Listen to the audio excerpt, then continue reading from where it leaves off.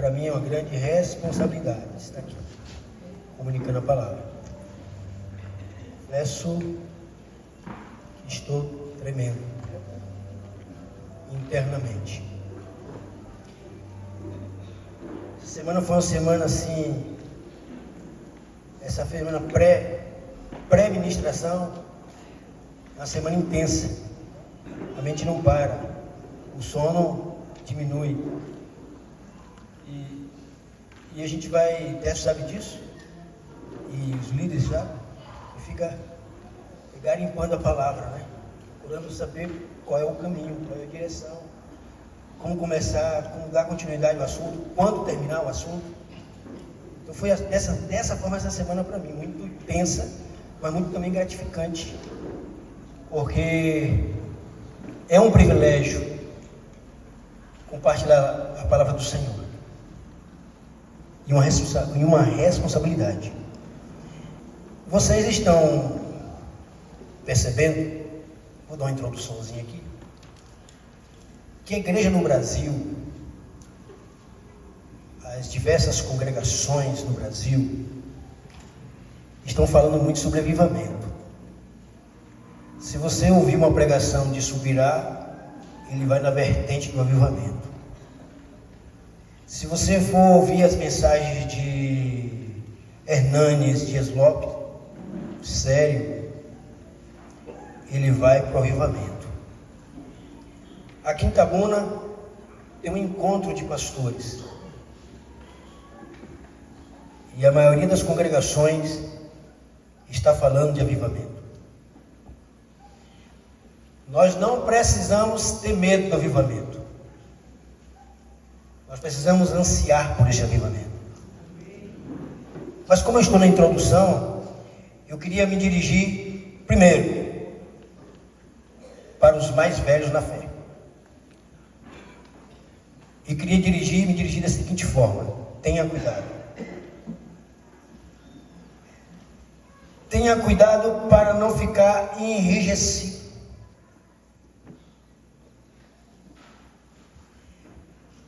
Jesus sabiamente disse: vinho novo em quê? Em odre novos. Por quê? Porque o velho não tem condições de receber o impacto do vinho novo por conta da pressão. Você mais velho na fé, evite em nome de Jesus olhar de cima para baixo, olhar com desdém, olhar com crítica, olhar com mocejos, reunir grupos para dizer isso também é demais. Tenha cuidado, porque a obra santa ninguém pode deter. Se você não vai, outros vão. Deus está terminando a sua obra nessa terra. A igreja não sairá desta terra morta. A igreja sairá dessa terra viva, cheia do Espírito, cheia da graça, cheia da unção, cheia de fé, cheia de esperança. Tenha cuidado com a estrutura que você aprendeu há 20 anos atrás. Estrutura sem Espírito Santo é uma tragédia para a igreja. Isto vou repetir: estrutura sem o Espírito Santo é uma tragédia para a igreja. Estou falando muito alto, né? Eu estou emocionado. Não segura a emoção, não. Irmãos, nós precisamos do Espírito Santo. É questão de sobrevivência. Verdades sem Espírito Santo é tragédia. Verdades sem unção torna-se um povo soberbo, altivo, arrogante, presunçoso e longe de Deus. Baixa a bola. Você, eu, baixa a bola. É hora de ir para os pés do Senhor. Dizer: Senhor, tenha misericórdia. Nós pretendemos, às vezes, encaixar o Espírito Santo dentro da nosso modelo. Prestem atenção. Quantos irmãos tem aqui, mais ou menos? Uns 400, 500? 500 pessoas. 500 pessoas com reações diferentes quando o Espírito Santo se revela. Como é que você se comportaria vendo aqueles 12 apóstolos bêbado do Espírito Santo? Bêbado, porque foi assim que foi colocado. Eles estavam cheios de mosto. Não foi assim? Então, na reação da presença do Espírito Santo, uns vão chorar, outros vão dar risada, outros vão se ajoelhar quieto e outros vão pular.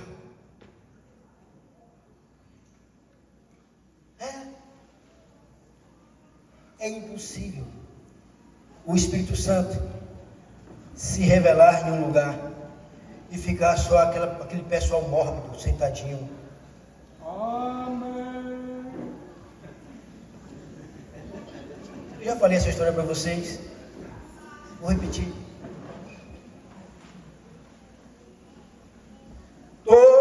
Me converto numa igreja batista tradicional. Culto de quarta-feira, culto de doutrina. Silêncio total, com o pastor Hélio Lourenço. Eu, 17 anos, menino novo, não tinha experiência nenhuma de fé, só sabia que encontrei Jesus, a pérola. E o pastor está pregando, e eu estou aqui e começo a me balançar. E aí eu disse assim: fala, Deus! Fui direto para a disciplina. Ou quando aquele fala Deus, eu não consegui me conter. A rolha pocou, prá! Esparejou, vim para todo lugar. O outro estourou. Então, eu quero alertar os irmãos, começando a alertar. Se não for como criança, não funciona para Deus. Não é para a minha estrutura, não, nem a sua. Se não for como criança, não funciona. Criança é leve, criança é solta, criança confia em seu pai. É assim ou não é? Tem uma coisa mais pura do que criança? Jesus disse: se não tornardes como criança, não entrarás no reino de Deus. Tenha cuidado para que a soberba não lhe tome o coração e você acha que está perto de Deus, está longe. Inclusive, Saul governou 2 anos com a ação do Espírito Santo, e 38 anos ele governou sem Deus. Chegou ao ponto de matar 60 sacerdotes de vez. Mandou matar, porque o sacerdote recebeu Davi, e o sacerdote deu pão para Davi, e deu a espada de Golias para Davi, e ele mandou matar, porque a estrutura faz isso. Não importa o que Deus quer, não importa o que eu quero. E nós precisamos nos mover na água do Espírito. E não estou dizendo que vamos fugir da palavra, porque o Espírito trabalha rigorosamente na palavra dele. Mas essa palavra precisa ser vivificada em nós. Não temos como caminhar. O Espírito Santo traz a boa pela lei. Como? O Espírito Santo é que traz a boa pela lei. Amém? O Espírito Santo é que traz amor pela lei. Roberto, o espírito de Mical. Sim. Olha aí.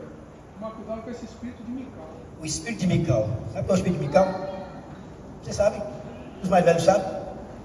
Davi estava cheio de alegria, porque tinha vencido uma guerra, porque estava trazendo a arca da aliança, e vem pulando, e vem dançando. E ela olhou com um desdém. Não é que um rei, o chefe da nação, é mais ou menos assim, vou parafrasear, age como idiota. Ela pensou, né? Deus viu o pensamento. Age como idiota. Como é que você, velho, crente velho, vai ficar pulando, orando, gritando: Senhor, tenha misericórdia de mim? Isso é idiotice. Isso é loucura. Isso é extremismo. Mas Deus está rompendo isso. Deus quer romper nessa congregação, no novo tempo. E você, pastor de grupo caseiro, você é responsável, assim como nós somos responsáveis, de orar por esse povo. Saia da sua mesmice, liderança de grupo caseiro, e diga: Senhor, derrama unção sobre este povo, renova esse povo. Você sabe por que o marido de Noemi foi embora para as terras de Moabe? Não tinha pão em Israel. Ele precisava manter a família dele viva e foi para Moabe, uma terra de idólatras. Porque Israel estava pior do que Moabe. Imagine. E lá morre o marido, morre os 2 filhos e fica só as noras. E uma das noras disse: vamos voltar? Ela disse: vamos voltar para Israel, porque eu estou sabendo que o pão voltou para Israel.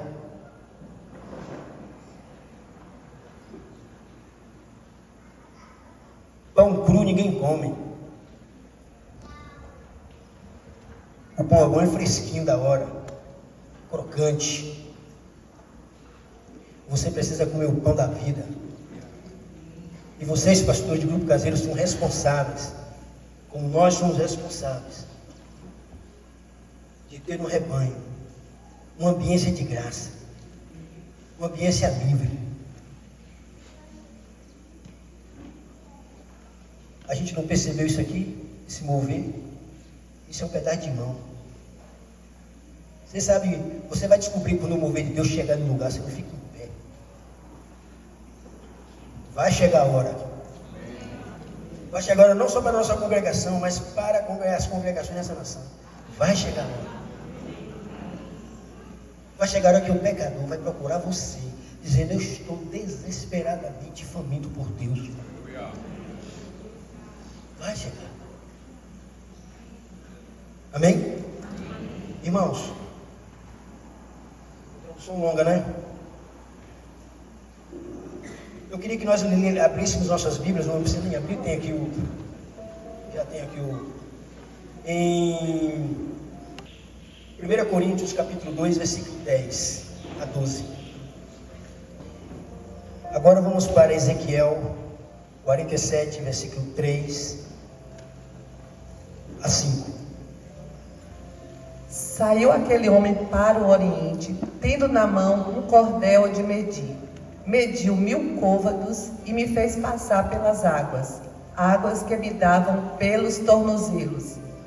Mediu mais 1000 e me fez passar pelas águas que me davam pelos joelhos. Mediu mais 1000 e me fez passar pelas águas que me davam pelos lombos. Mediu ainda outros 1000, e era já um rio que eu não podia atravessar, porque as águas tinham crescido, águas que se deviam passar a nado, rio pelo qual não se podia passar. Isto é o que Deus quer nos levar. No primeiro versículo, o versículo 10, diz que Deus prescuta, o Espírito de Deus prescuta as profundezas de Deus.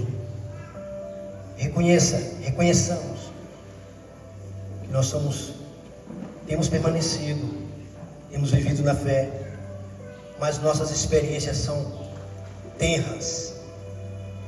Nós somos uma igreja, uma geração de pouca experiência com o profundo. Nós temos medo do profundo, porque o profundo vai nos custar algumas coisas. Nós queremos estar no raso, mas o Senhor, o Eterno, nos chama para águas profundas. E eu vou deixar para vocês julgarem essas águas profundas. Nós somos divididos, espírito, alma e corpo, certo? O seu espírito é convidado pelo Espírito de Deus a provar essas águas profundas. E quando o seu espírito experimenta o Espírito de Deus em profundidade, a sua alma vai ter reações. O seu corpo vai ter reações. A reação de uma alma salva é querer falar de Jesus. E a alma diz para o corpo: vamos até a casa do seu Joaquim, porque nós temos uma mensagem para ele. Por quê? Porque o espírito desta pessoa está tomada pelo Espírito de Cristo. Quanto mais raso for o seu espírito, o meu espírito, o nosso espírito, mais raso nós seremos na vida cristã. Porque alguns não conseguem se manter de pé, porque a alma influencia mais do que o espírito. E agora eu estou falando do espírito humano, porque o espírito humano foi preparado para receber o Espírito Santo e a palavra do Senhor. O Espírito, Jesus disse, o Espírito é o quê?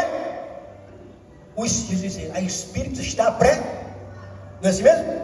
O Espírito está preparado, mas a carne é? Mas quem domina é o Espírito. Muitos de nós vivemos entre o santo e o profano o tempo todo. Alguns não conseguem abrir a internet para não ser para moralidade. Ou outras coisas mais. Não conseguem se deter diante de um homem bonito ou de uma mulher bonita.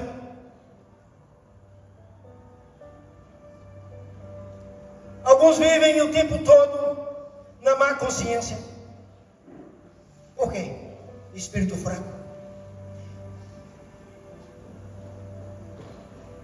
O Senhor está nos chamando para águas profundas. Mas como? A carne e sangue não entra no reino dos céus. A alma é desorientada por natureza. Cada um de nós temos uma desorientação na nossa alma. Uns mais, outros menos. Mas o Espírito Santo vem para colocar em ordem. Amém? Deus quer se revelar a você, o seu Espírito. Salmo 119, versículo 8. Cumprirei os teus decretos, não me desampares jamais. Não tem outra tradução? Observarei os teus estatutos. Outra tradução? Não me desampares totalmente. Observarei os teus estatutos, não me desampares totalmente. Tem outra tradução aí? Cumprirei os teus decretos, não me desampares jamais. Como é? Senhor, obedecerei às tuas ordens escritas. Por favor. Na tradução que eu li diz assim: abre os meus olhos para que eu ame os seus decretos. Por isso nós precisamos de avivamento, gente. Um povo avivado, um povo cheio do Espírito, é um povo iluminado. Vida cristã só tem uma forma de se viver. Sabe qual é? Amando a Jesus. Você não consegue ensinar amor para ninguém. O Espírito Santo é derramado em nossos corações e nos enche amor por Ele.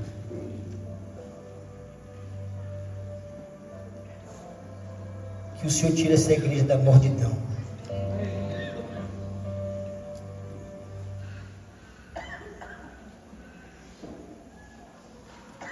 Todo avivamento começa com 2 ingredientes básicos. O primeiro ingrediente é reconhecer a nossa realidade espiritual como membro do corpo e como congregação. Nós precisamos parar. Como família, como solteiro, como congregação, e dizer: Senhor, nós estamos bem diante de Ti? Porque os nossos ritos nos dão um sentimento que estamos bem.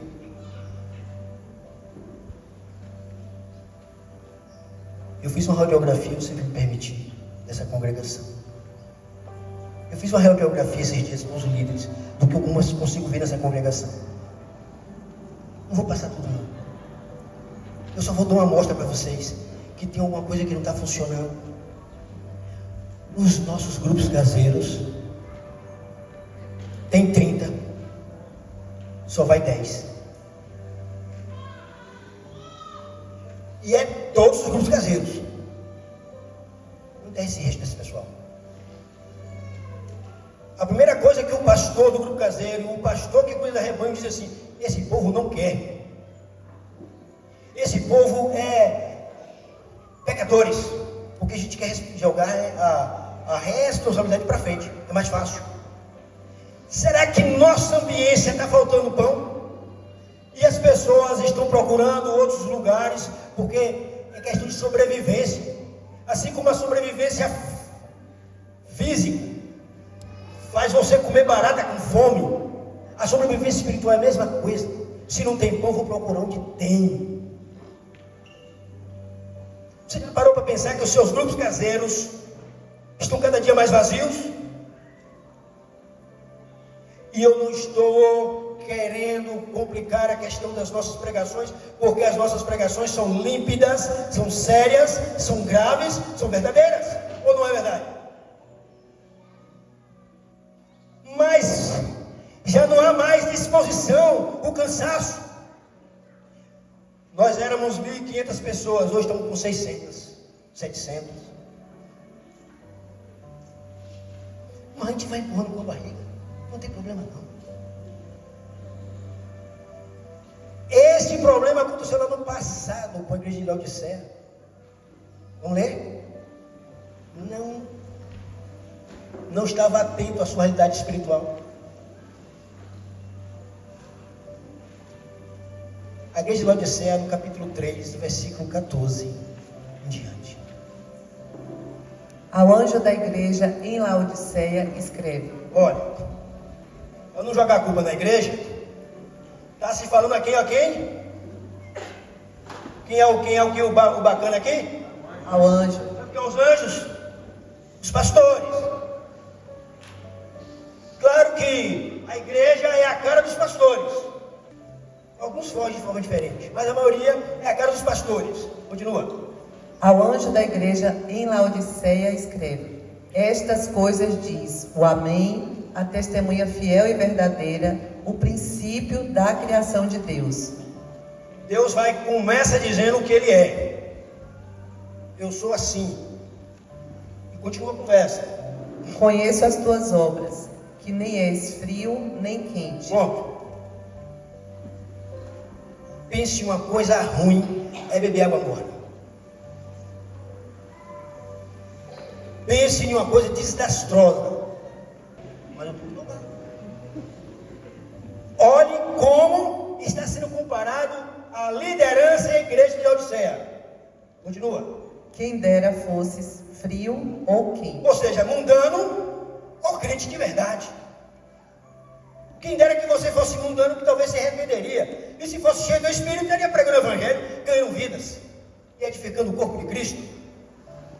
Continua.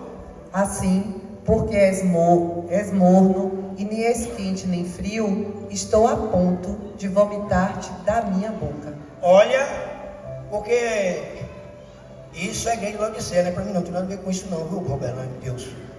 Diga para Deus, eu não tenho nada a ver com isso não, isso é igreja de Laodiceia. Olha a colocação, assim porque és morno, nem és quente nem frio, estou a ponto, estou quase vomitando da minha boca. Quase eu quero vomitar você que não aguento mais a sua lerdidão, a sua morbidão espiritual. Continua. Pois dizes, estou rico e abastado, Presta atenção. e não preciso de coisa alguma. Presta atenção, paradinha. Olha o que essa igreja e esse líder resolve falar diante de Deus. Eu não preciso de nada. Eu sou rica. E nem sabes que tu és infeliz. Olha a colocação. O pior, não tem consciência da sua realidade. Não sabe. Aí a pergunta para você e para mim: você sabe como você está espiritualmente mesmo? Eu vou fazer um desafio. Pede a Deus para te medir espiritualmente. Ele não vai te condenar não, porque o Senhor primeiro Ele chama a gente para o arrependimento. Eu estou mostrando aqui a realidade dessa igreja. Continua, minha irmã. E nem sabes que tu és infeliz, sim, miserável, pobre, cego e nu. Olha a situação dessa congregação. O anjo da igreja morno, pobre, miserável, nu e cego. E o Deus que a gente diz que é amor, Ele não tem problema de nos corrigir. Ele não tem problema de dizer a nossa realidade espiritual. Por que Ele diz essas realidades? Porque o interesse é nos salvar. O interesse é nos arrebatar do fogo do inferno. O interesse de Deus é nos livrar da maldição eterna. Então Ele tem que dizer para a igreja de Laodiceia, pastores de Laodiceia: vocês são pobres, vocês são miseráveis, vocês são nus, vocês são cegos. E o que é um cego? Um cego não sabe para onde vai. Vai empurrando com a barriga. Vai empurrando. O nu tem nada mais constrangedora do que uma pessoa ficar despida diante de várias pessoas? Tem? Não tem. O vestimento é uma proteção. O nu é insensível, ele já perdeu a sensibilidade de Deus, que as coisas não incomodam mais ele. O pecado não incomoda mais ele. Essa igreja, o nome dessa igreja, no grego, era Justiça do Povo. Eu disse a passar esse pano de frio. Ela foi escrita entre 90 a 96 depois de Cristo. Pensa bem. Era uma igreja que estava em uma localidade na Ásia Menor, ali perto da Turquia hoje, que vocês falam da Turquia. Isso é bom, é Rosival, né? Que é bom, você gosta, né? Tem que lembrar de Rosival. Essa igreja, ela tinha comércio. Ela estava sentada numa localidade de rico. Ela tinha comércio. Ela tinha uma indústria têxtil. Ela chegou a ter uma escola de oftalmologia. Para aquela época, estava fora da curva. E ela fabricava colírio. Por isso que o texto, porque o texto ele sempre contextualiza, né? A realidade. Então era uma igreja economicamente bem. Era uma igreja rica. Presta atenção, nós não somos uma igreja pobre, não. Eu conheço um amado irmão do Santo Inês, trabalhador pra caramba, tem um carrinho. Não temos um no nosso meio miserável economicamente. Todos têm seus recursos.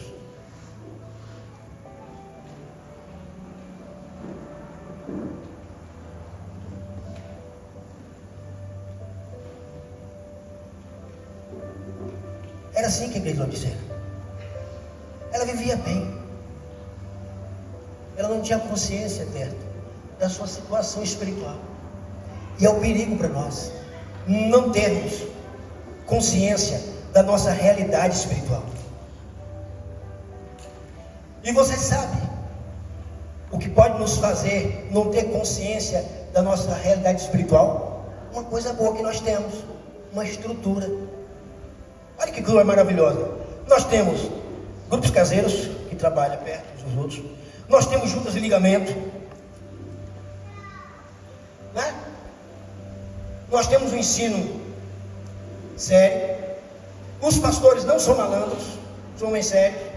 Todos eles são sérios. E essa estrutura pode nos fazer ficar acomodados. A gente tem apostila para quase tudo. Sim. Quando tem qualquer problema, não. O conselho é esse. Então a gente tem um ensino ordenado, a gente tem um ensino arrumado, né? Ensino sério. E isso pode nos fazer se achar que está muito bem. Essa é uma palavra de alerta para esse tempo. Deus quer avivar a sua igreja, mas Ele primeiro quer nos dar consciência da nossa realidade. Sabe por quê?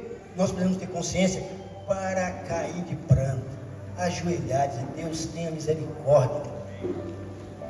Talvez a gente ache normal, de cada 10 pais aqui nessa congregação, 7 perdem os filhos.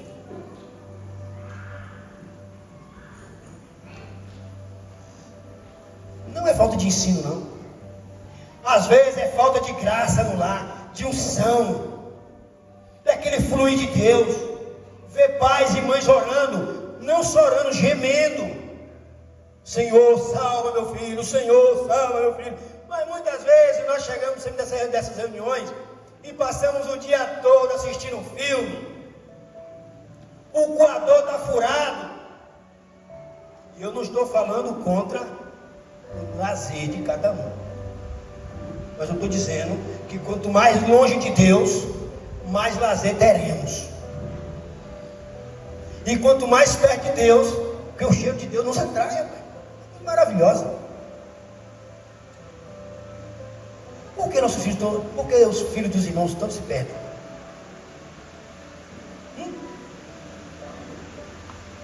Sabe por quê? Daniel, meu, se perdeu? Eu tenho uma resposta, vou dar para vocês, para ser bem honesto. Não vivi em pecado, sério com as coisas de Deus, mas sem óleo. Vivi um bom tempo da minha história espiritual de pastor sem óleo. E Deus me mostrou claramente: Robelândio, você é um homem sem óleo, você é um homem sem graça. Eu não estou culpando ainda não, mas eu entendi que eu preciso tomar uma providência. E a providência é jejum, é oração, é arrependimento. Deus tem misericórdia de mim. Toda igreja precisa de estrutura. Amém? Nós não estamos tirando estrutura. Nós só estamos dizendo que essa estrutura precisa receber o fogo do Espírito.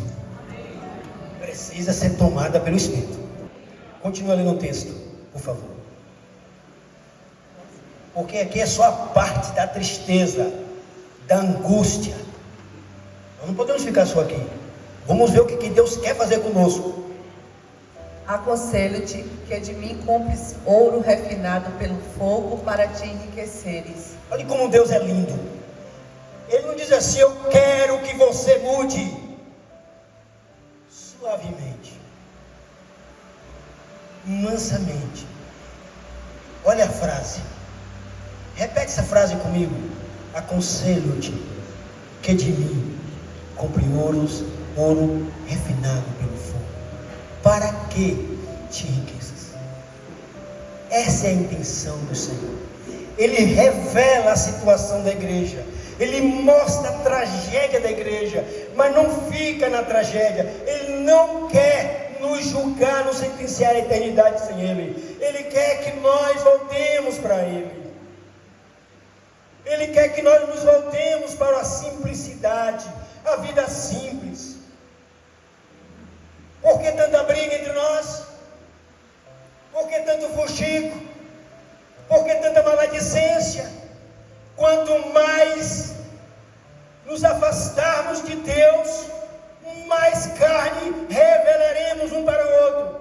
As nossas almas doentes começam a ser reveladas uns para com os outros. Saul começou bem. Depois ele resolve fazer uma estátua para ele. Depois ele resolve fazer um sacrifício para ele. Ele resolve fazer um sacrifício para Deus, que ele não tinha autoridade de fazer aquilo. Depois ele resolve matar Davi. E ele dá uma esposa para Davi. Porque nem toda boa obra tem boa consciência. Ele deu uma esposa para Davi. Disse: vai casar com minha filha. Mas como você é pobre, você vai me arranjar aí 200 prepúcios dos filisteus. A cabeça dele está dizendo o seguinte: ele vai buscar esses 200, os filisteus vão matar ele, eu estou livre. Não, matei com minhas mãos, arranjei um jeito dele morrer. E isso é um homem longe de Deus. Quanto mais estivermos longe de Deus, mais seremos cheios de maracutaias, cheios de enganos. E o pior, e o grande problema nosso, religiosamente bem. Passamos a ter uma piedade sem eficácia. Passamos a ter uma fé sem ser operante. E as pessoas que estão ao nosso redor sabem que estamos inoperantes. Mas a gente não quer mudar, porque mudar custa. Porque aqui começa um convite: aconselho-te que de mim compre ouro refinado pelo fogo. Ouro é santidade, ouro é pureza, ouro representa santidade, representa pureza. Ele dizia: aconselho-te que seja puro, mas eu vou lhe dar o recurso, eu vou lhe dar graça. Continua, minha irmã. Vestiduras brancas para te vestires. Aleluia. Continua. A fim de que não seja manifesta a vergonha da tua nudez, e colírio para ungires os olhos, a fim de que vejas. O Espírito quer que nós enxerguemos a eternidade do Pai claramente.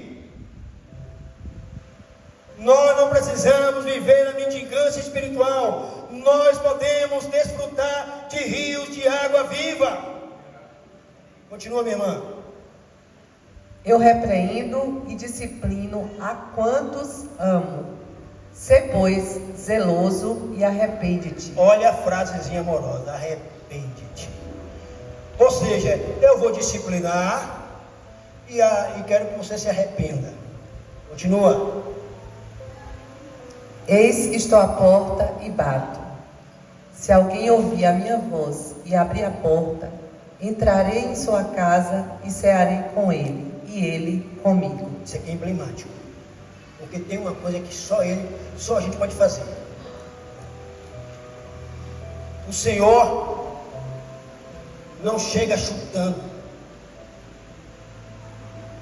O Senhor não invade a sua vida. Ele quer permissão para entrar e ceiar com você. Pode ler, eu termino o texto. Ao vencedor, dar-lhe-ei sentar-se comigo no meu trono, assim como também eu venci e me assentei com meu Pai no seu trono. Essa é a proposta final da igreja, para os pastores e para a igreja: sentar ao lado dele. Essa é a proposta final. Entre a realidade que ele mostrou e o aconselho que ele dá, ele deixa uma frase: aconselho-te.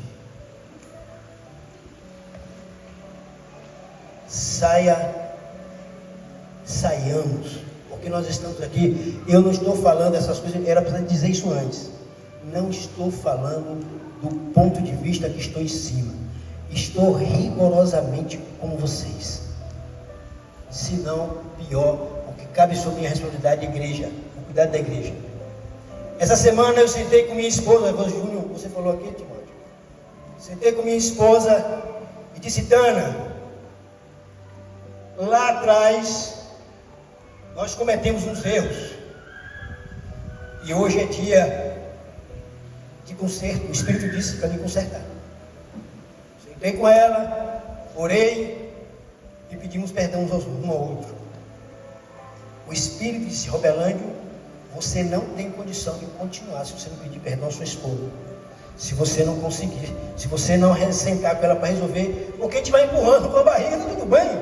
A minha estrutura é tão maravilhosa que a gente vai empurrando. Mas tem hora que o Senhor chega e costa e diz: agora não tem como você fugir de mim. Agora é a hora. E eu envergonhado, sento com minha esposa: me perdoe, esposinha, errei com você. Ela: Robelândio, me perdoe porque errei com você. E termina chorando e rindo na presença do Senhor. E aí vem a consolação. Esse é o primeiro ponto. Estão comigo? Tem condição de aumentar um pouquinho mais? O primeiro ponto que nós mexemos aqui é ter consciência da nossa realidade espiritual.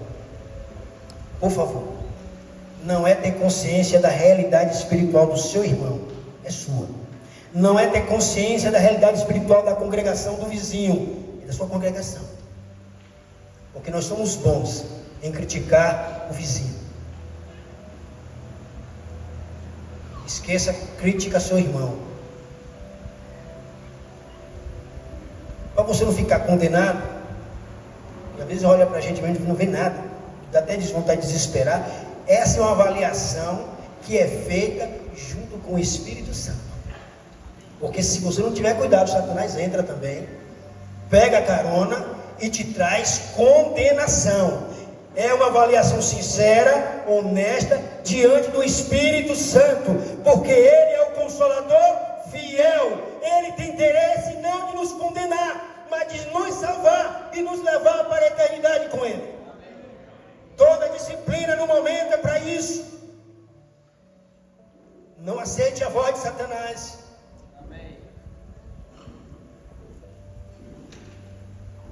Não aceite a voz de Satanás. É uma conversa entre você e seu pai. Paizão, pega 2 cadeiras no seu quarto, entra no seu quarto. Pega 2 cadeiras no seu quarto, lá no seu quarto. Pai, essa cadeira está toda limpinha. É para o Senhor. Hoje eu quero conversar com o Senhor.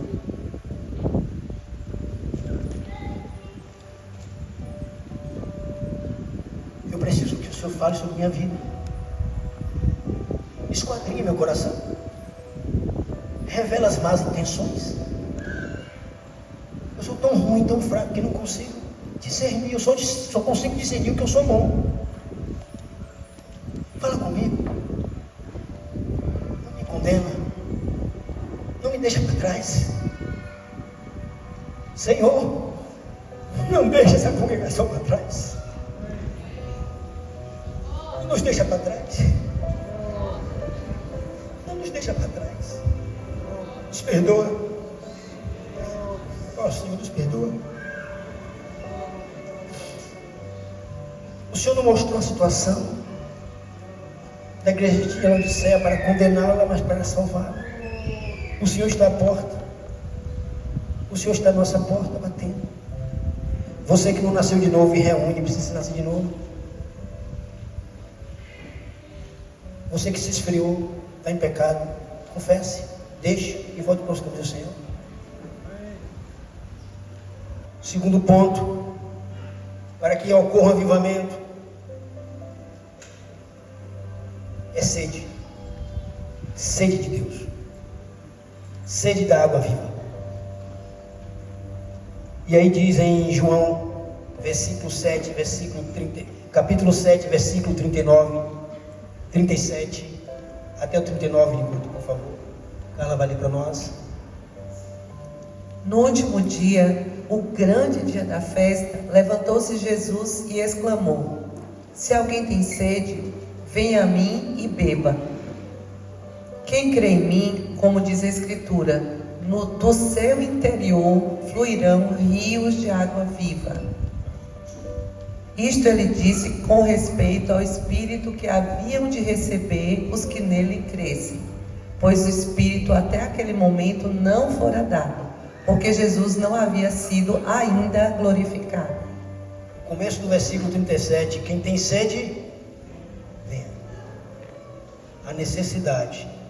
Você encontra, você faz um diagnóstico da sua realidade espiritual e diz: Senhor, eu tenho sede do Deus vivo. Eu quero ser cheio da tua graça.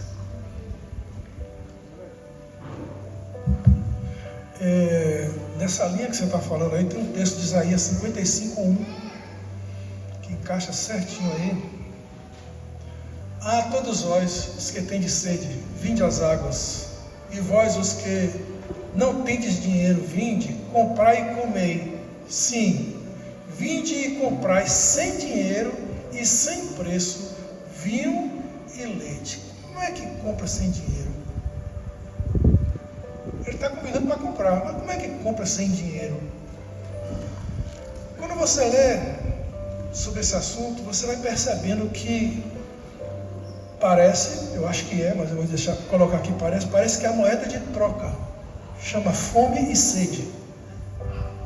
Bem-aventurados que têm fome e sede de justiça, porque serão fartos. Não é com dinheiro, é com fome, é com dedicação, é com zelo, é aos pés, gastando tempo. Você investe, o Senhor investe em você. Não adianta ter consciência da situação e não ter consciência de que precisa se tomar posições. E começa com a sede. Eu ia ler esse texto. Você leu? No último dia, no grande dia, Jesus de novo não impõe. Diz: quem tem? Quem tem? Quem tem sede? Você tem sede? Quem tem sede? Quem tem sede? Venha a mim e beba. É questão de ter sede. Qual é o perigo do primeiro ponto? É nós nos acomodarmos. Eu vou repetir para vocês: verdades são importantes, mas verdades sem graça não leva a lugar nenhum. Jesus chegou nessa terra, o Filho de Deus, cheio de graça e de... não foi só de verdade não, de graça e de verdade. Havia em Jesus uma unção, e essa unção Ele repartiu para nós.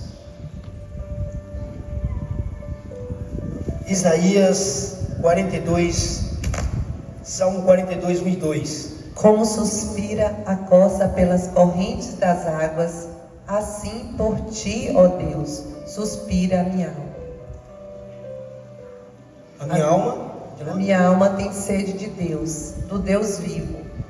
Quando irei e me verei perante a face de Deus? O resultado da consciência da nossa realidade com a sede está aqui.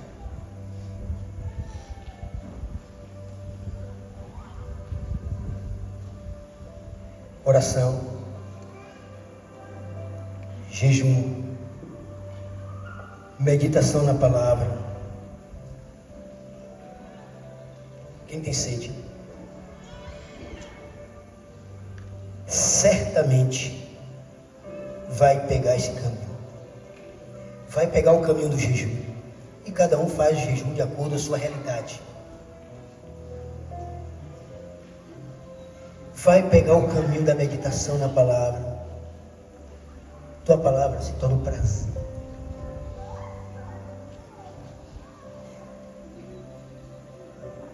pegar o caminho da oração. Nós precisamos parar de fazer aquelas orações lava-pé. Sabe qual é a oração lava-pé? A hora que acorda, a hora que dorme. Ou quando entra em encrenca que precisa de Deus. Precisamos cultivar dentro dos nossos lares a presença de Deus. Gastando tempo. Finney. Todos conhecem o Finney, a história de Finney.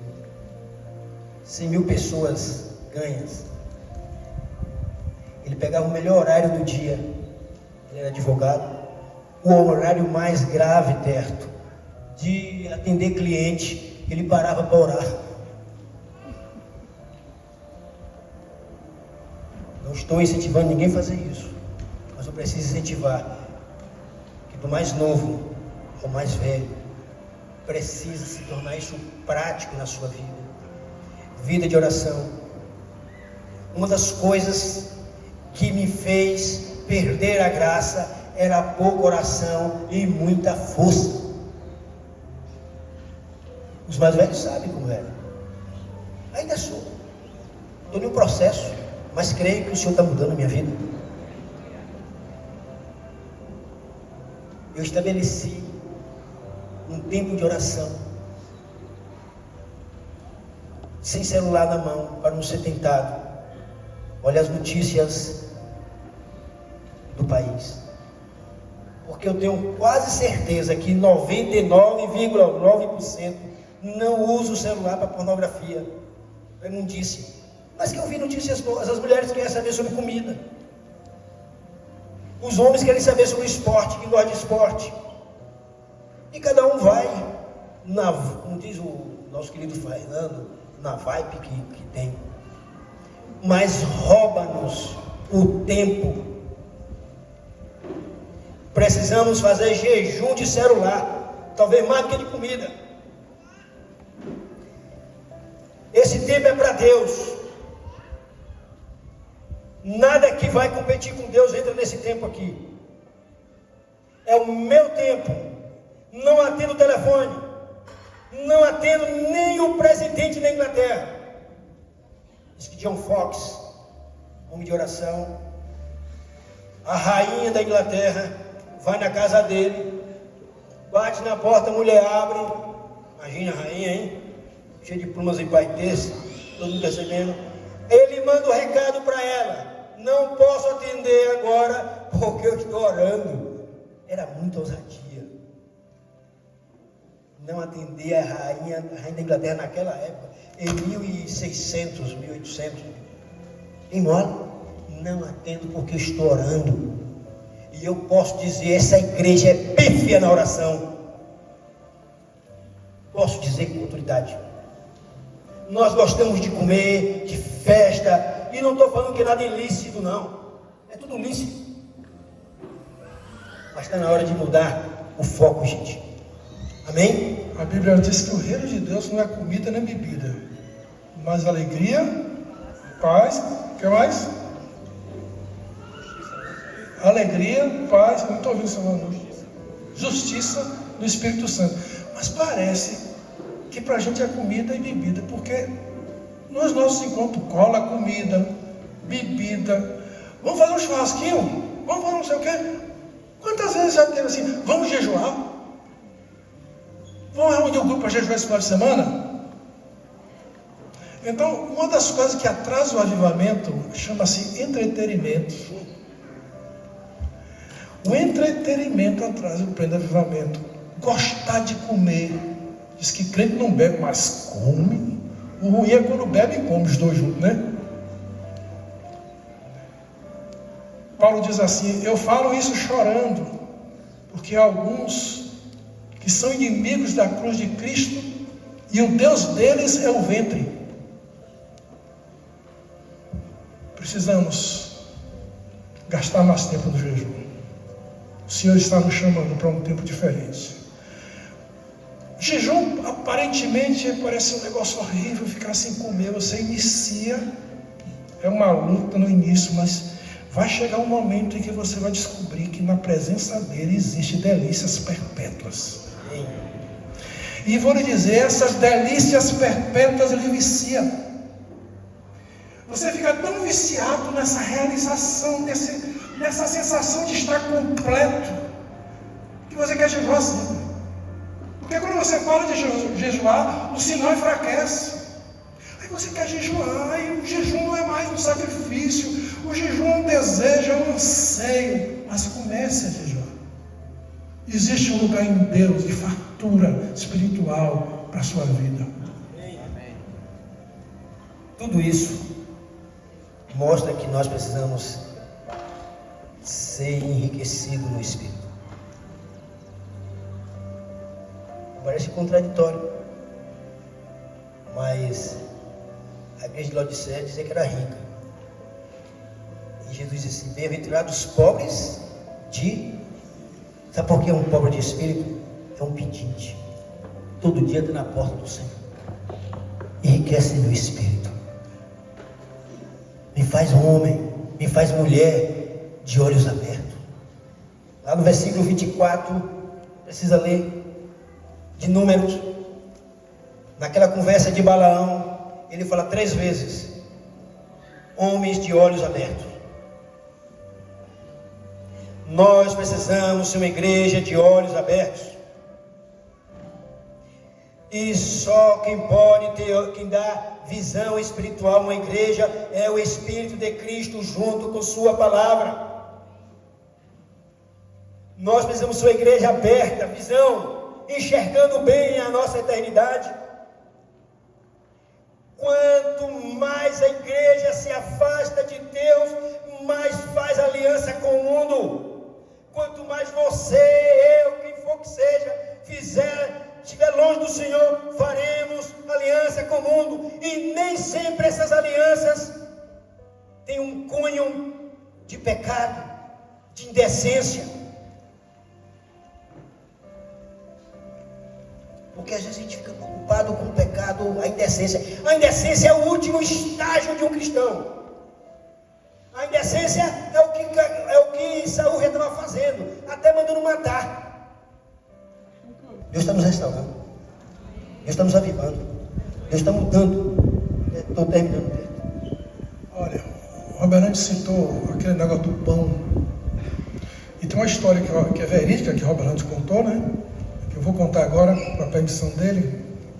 Mas deixar claro que eu estou colocando o lado da nossa culpa. A minha, dele, como pastores, né? O homem se desloca de Israel para Moabe porque faltava pão. Uma pessoa procurou Roberlândia, e quero deixar claro, não estou criticando a prática, pelo amor de Deus. Uma pessoa procurou Roberlândia e disse assim: se tiver um encontro geral e uma corrida, eu vou para a corrida. Não estou criticando o cara da corrida, não. Estou culpando a gente. Você sabe por quê? Falta pão em Israel. Falta pão em Israel. Nós, para falar que nós, pastores, estamos tentando trazer pão fresco. Estamos lutando. Porque se nas nossas reuniões tiver o poder do Espírito Santo, larga-se qualquer coisa para estar nas reuniões. Isso é fato. Quem é que aguenta a monotonia? Reunião monótona. Quem é que aguenta? Vai para a corrida. A culpa é nossa. Sim. Não é sua não, meu irmão. Você falou isso. A culpa não é sua, a culpa é nossa. Precisamos trazer Deus para nossas reuniões. As curas precisam acontecer. As libertações precisam acontecer. Visões, profecias. Precisamos trazer Deus do jeito que Ele planejou para a igreja dele. Até eu vou para a corrida. Na monotonia. Deus quer trazer pão para nós. Joelho no chão, vamos clamar: Senhor, traz pão para essa congregação. Amém. Precisamos do teu Espírito. Estou terminando. O que traz um avivamento? Vou enumerar aqui, não vou me alongar mais não. Revelação da pessoa de Jesus traz avivamento. O avivamento traz. Arrependimento, o avivamento traz. Inclusive, é uma faca de duas, porque precisamos arrepender para buscar o avivamento, mas quando o avivamento chega também temos arrependimento, quebrantamento, humilhação, adoração, louvor, salvação de almas em abundância, expansão missionária, confissão de pecado, restituição, perdão, fluir dos dons, fluir do Espírito, dos frutos do Espírito. Este é o resultado de um avivamento. Uma igreja sarada, uma igreja que é sal, uma igreja que é luz e uma igreja que é perfume. Que o Senhor nos abençoe. Que o Senhor nos abençoe. Em nome de Jesus.